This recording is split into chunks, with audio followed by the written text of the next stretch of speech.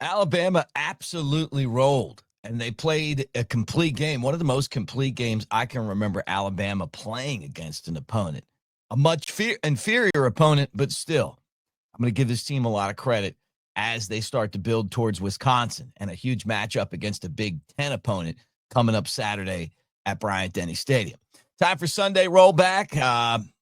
I loved it. 73-0. First time Bama scored 70 points in a game since 1973. That's crazy.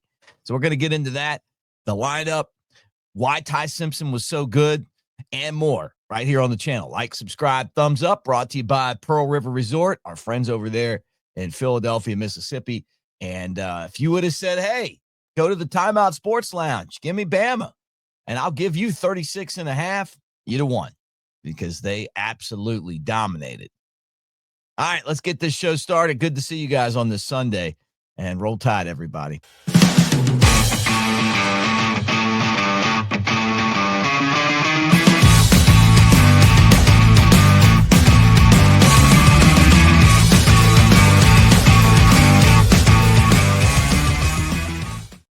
But he said, hey, guys, Mick Gillespie, welcome to the Bama Tailgate Show, and appreciate all of you guys for hanging out. Let's get into this game. I'm just going to give you my thoughts right off the bat, and the first thing is this was a very tough week going into this game for Alabama. The Florida State performance wasn't up to our standard, and I don't think anybody jumped the gun putting pressure on Kalen DeBoer and his staff. It wasn't just one game. It was a trend. And I'm not saying that that trend's even over. I'm just saying that this was a step in the right direction, a big step in the right direction. And I'm going to give those guys a lot of credit. But watching the TV broadcast, I think those guys do a great job. But at the same time, you know, they were kind of dismissing why Bama fans were upset. Hey, it's the first game of the season, blah, blah, blah. No, it's not, man. It's not the first game of the season. Yeah, it is technically, but this is the trend that we had going last year. And this isn't Alabama football. Walking to the ball isn't Alabama football. Standing around and, letting yourself get run over is not Alabama football. It wasn't that Alabama was losing games as much as it was the way that they didn't play with any intensity. They didn't play with any pride. They didn't wear that uniform with the respect that you need to give it, because look, it's not a Superman suit. The reason that these guys have had so much success in that uniform is the work that you put in to get to that point. And we just felt like we were getting far away from what got Alabama to the top of the mountain. And I felt like the message was heard, because you could tell by the intensity that they brought to the Louisiana Monroe game. Now, I was at the Louisiana Monroe game that we lost. I remember it. This team's not as good. But also, Bama was motivated. They were ready to get back out on the field and change the narrative this year, and they did that. So, good step in the right direction. We're not back. But if they bring this to every game this season, it's going to be a fun season. They do this every game. And I'm not saying win 73-0. I'm saying bring that intensity. Then this team can do some really cool things. And I hope that that's what happens. So, if someone wins the lottery from North Alabama, they don't have to give up $70 million of it to buy out Kalen DeBoer and then buy out Greg Byrne. But Byrne, under a ton of pressure, Kalen DeBoer is too. Maybe Kalen DeBoer is not going to get fired because of his buyout, but there's a lot of pressure there. And this game told me that they heard it and they get it. So we'll see going into Wisconsin. But I give everybody an A+. Everybody an A+. Let me start with the offense. Ty Simpson, fantastic. Ty Simpson, ready to go. They looked angry in this game. And I like that, especially after the embarrassment that was that Florida State effort. Not the score, but the effort.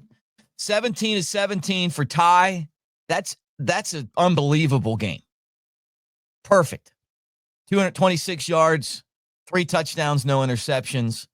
Austin Mack came in. We got a chance to see the Mack attack. 8 for 10, 80 yards, 2 touchdowns, no interceptions. And then the future. Keelan Russell came in, 4 of 6, 65 yards, 2 touchdowns. He looked the part. They all looked the part. But the tone was set by Ty, who came into that game and was just ripping passes. So that was great. Running back wise, if you would have told me that at the beginning of the year that Bama was going to turn the ball over to Kevin Riley, I'd have said, no way. All you heard about Riley was, first off, it looked like he was going to go to Miami. Bama wasn't really even recruiting him that much. And then all of a sudden, somewhere along the line, they're like, hey, you know what? Maybe we ought to just get this guy. And that turned out to be a great get because he did so many things well in this football game. And I'm not just talking about 11 carries for 69 yards. First off, the way that the guy attacks the hole, love it. But the other thing is Justice Haynes, 5-star, transferred to Michigan, couldn't follow blocks like Riley. Did you watch Riley follow the blocks? It's an art. I wish we had Mike Johnson on here to ask him about it because it used to drive him nuts last year on our show when he's like, they don't want to follow the blocks. That's exactly what happened with Riley. He follows the blocks. Like he waits, gets the most out of these runs. He's a great choice because it's been work that's got him there. Plus he can catch the ball. But I thought that was fantastic. I thought the running attack was great. Dre Washington got some touches. Richard Young, on the stat sheet, Young 6 carries, 19 yards. But let me tell you something. The dude was blocking. He was out there, saw him blow up a dude coming after the quarterback on a pass play. Like, take him out. And it gets you fired up because you're like, it takes everybody doing their job to have success. We know this. And this guy was doing that, doing the effort to help somebody else make a play. Loved it. And then I have been since the beginning. So it's not like I'm going, hey, I didn't know about A.K. Deer. First game action, 5 carries, 76 yards, a touchdown, the 0. That's what his number is, 0 from a running back. I mean, watching him fly around the field, this guy's got to he's got to learn all the stuff that comes with being a running back. But this guy, oh man, Keelan Russell and him and Kevin Riley. And then I'm going to get the Latsier Brooks and the wide receivers here in a second, but that's all good stuff for Alabama. That is what you're going, okay, you can sit here and we can beat up on Coach DeBoer for the one falling that he's had, and it's a big one, not being prepared, disciplined, competitive, even on the road, right? But he's been killing it in recruiting, and it showed up. I saw it. I saw it with my own 2 eyes. I saw amazing talent, but you still got to get that talent out on the field and put them in position for success. Hey, guys, I want to remind you, too, that the Tailgate Show with Jay Coker and I is going to be down at the floor of Bama. We'll be at the Old River Grill when Bama plays against Georgia. That is September 26th. We do the show on Friday from 1 to 3. When Bama plays South Carolina, we're going to be that Friday at Coastal. And then when Bama plays in the Iron Bowl, we'll be at the Big Floor Bama. So if you're around, please come down, have some bushwhackers with us, grab lunch, and make sure you tell us that you're there to hang out with us, man. We appreciate all you guys that came to see us at Innisfree. And look, it was a dim week. I'm expecting this Friday is going to be a much better atmosphere just because it's a new world. And also we got our first winner. We got our first winner when it comes to tickets to Wisconsin, and we are sending those out today. But you can get involved in other stuff. We got some hats to give away. We got some shirts to give away, all that stuff through our AveD Mick Nation. Use the QR code right there, play the games, be part of it, and we appreciate them so much. All right, let me talk wide receivers with you guys. let me talk about the wide receivers, because to me, it starts with Latsier Brooks. We kept hearing about Brooks. I know you're going to say, wait a second, Mick. No, it's Jeremy Bernard. I'm not disagreeing with that. But what I'm going to tell you right now is that I loved that Latsier Brooks got the start. And I want Ryan Williams to get back and be healthy. But if he's not the guy making the plays, then somebody else needs to be in that spot. There needs to be competition there. I don't care what your NIL is. I don't care what you did last year or last game. Latsier Brooks running crisp routes, making catches, making plays, looking the part. No wonder they kept talking about this guy, freshman out of New Jersey. He was great. And it was just fun watching him make plays. And he just I'm going to tell you, man, this guy reminds me of those Bama receivers that we were getting there for a while. The Waddle, Smitty, Ruggs, Judy type guys, right? The Calvin Ridleys. Like, this guy had that look to me. I just watch him, watch his hands, watch his routes, watch him run the ball. Give me more Latsier Brooks. And then Jeremy Bernard, not to take anything away from Germ, right? He's awesome. I mean, he's awesome. And when Bama looked like they had never played in a football game last week, he did. And then this week, 3 catches, 67 yards, 2 touchdowns. He had 1 touchdown taken away from him on a pass interference. Loved him. Loved him. It was good to see Isaiah Horton catch some catches. Cole Adams caught a couple balls. Also did a nice job in the return game, attacking there. Kevin Riley, mentioned him before. He had 6 catches in the game, 45 yards. Rico Scott. We kept talking about Rico Scott. Pay attention, Rico Scott. Pay attention. Pay attention. Rico is looking good, man. So there's some targets out there to be had, some guys that can catch the ball. The receiver room, and I know inferior opponents, some of you guys are probably screaming right now. It doesn't matter. The thing that Alabama has to get back to is playing their game against the competition that's out on the field against them. And I felt like they did that. So offense was great. Offensive line, I thought they did an excellent job too, playing angry, blocking, open holes. They were pushing the other team around the field all game. And there was one holding call. Cole Kublik, who's really good at breaking down plays, is like, look, that's a pancake block. Sometimes when you're so dominant and you're making so many good big plays and you're running over the opponent, it looks like a hold. No, that's just somebody getting smashed. And that's what Alabama did. So the offense in A, defense, same thing. Got after the quarterback. We got some turnovers in the game. Thought that James Smith played with a lot of intensity. Deontay Lawson still getting back and healthy, but he was out there. They kicked Drake Kirkpatrick out of the game. I hate that because he brought fire in the secondary. He was flying around the field. Even the play that they called targeting didn't look like targeting to me. It looked like a guy out there trying to make a play. But he stood out to me. He's going to miss the first half of the next game. But I thought the entire defense played inspired, like they wanted to be there, like it mattered. And Rico Scott it was Justin Jefferson had an athletic interception in the game. So I give them an A. Special teams, Talty with a field goal, 46 yards.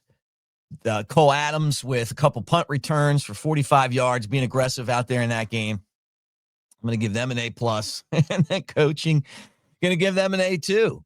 Kalen DeBoer, hey, we got to circle the wagons. They did need to circle the wagons. You can take stuff like this and turn a negative into a positive. Instead of blaming everybody else because we have high expectations, go ahead and raise your expectations to what they should be. Pull everybody together, get everybody on the same page, fighting for the same thing. So I thought that they did that too. And all in all, this was the kind of effort that Alabama really needed. So they get the win, 73-0. It was, I think, really what the doctor ordered. And then now the next thing is Wisconsin coming up at 11 o'clock on Saturday. What does Bama do against a team that's going to have better players?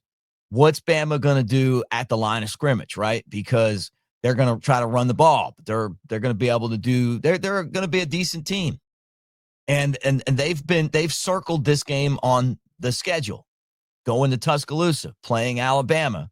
Do we see the team that we just watched, or do we see the team that played last week? Right. I know some of you guys are like, the thing that scares you the most is that we saw what that team looked like last week, which means that it's in there, and you just worry when that's going to pop back up again. I don't know. I mean, I think that you've got to be, again, it starts with leadership, is that you've got to be aware of the fact that if you don't play your best, if you don't bring your intensity, that's what could happen. So I'm pretty sure that if I'm Coach DeBoer, I'm keeping my foot on the gas. And then after that, a week off, and then after that, Georgia. But don't think Georgia, think Wisconsin. Got to take it one game at a time. All those lessons that Nick Saban gave us, he's exactly right. And we find out the hard way, that, hey, Coach Saban happens to be right. Hey, this show's brought to you by our friends in Sevierville, right there in the Smoky Mountains. When you head to the Smoky Mountains, it's only natural to visit Sevierville. Even we had to check it out. And we've been here our whole lives. Experience the adventure of a lifetime. I'm king of the world. Even you can get a bird's eye view of the Smokies. You're going down, Billy. Whoa. Your Smokies start here. All right, thank you to those guys for being a part of what we do. So, Bama against Wisconsin coming up on Saturday. We'll cover that here on the channel all week long. But a lot of confidence after Bama's performance. You hope that they get healthy at the line of scrimmage. I think that's the one thing that we worried about a lot when you lose Beeman, and then obviously haven't had Keenan all year, right? Hopefully Keenan's back. I thought my initial analysis was, I just thought that they got the message, and that that this is serious, that we're not going to sit around and let the program fall in the cracks, whether there's contracts or not. It's going to be uncomfortable for you if that's the way the team's going to play. And I'm talking about Kalen DeBoer, and I'm talking about the Florida State game. We have a standard here, but those guys reached that standard. And to me, that's the thing that I got the most out of this game, is that those guys took a step forward. So I'm not going to sit here and again say that they're back, but what I will say is that the standard looks a lot like what we saw on the field on Saturday. So anyway, look, Shank and I will be together here soon. We're going to put a show together. We'll hear from our crew all week long, and then get you ready for the game on Saturday. Friday, we are going to be back at Innisfree in Tuscaloosa. We'll be there 1 to 3 to record the tailgate show. So come out. We'll put it on the speakers in there. You can come and catch it with us. And we appreciate all you guys. And then again, I put this up here. Future, when Bama hits the road from here on out, we're going to be over at the awesome Floribama and their different properties. Show's brought to you by Pearl River Resort over in Philadelphia, Mississippi. You could have taken that 36.5 and you would have been sitting pretty. By halftime, you would have been like, I think I can just sit back and relax and watch this game. It was good old-fashioned Alabama blowout, but they got a sports book, the Timeout Sports Lounge, right there at Golden Moon Casino, and you don't have to go all the way to Vegas to check it out. Just an hour and a half from Tuscaloosa, 2 and change from Birmingham, and then check out this fella here. I may not suit up on Saturdays anymore, but I'm still in the game. In here, I call the plays, make adjustments, and lay it on the line. Want to feel that fire, that rush? Then you've got to get in the game. I used to say it in the tunnel, and I still say it now. Let's roll.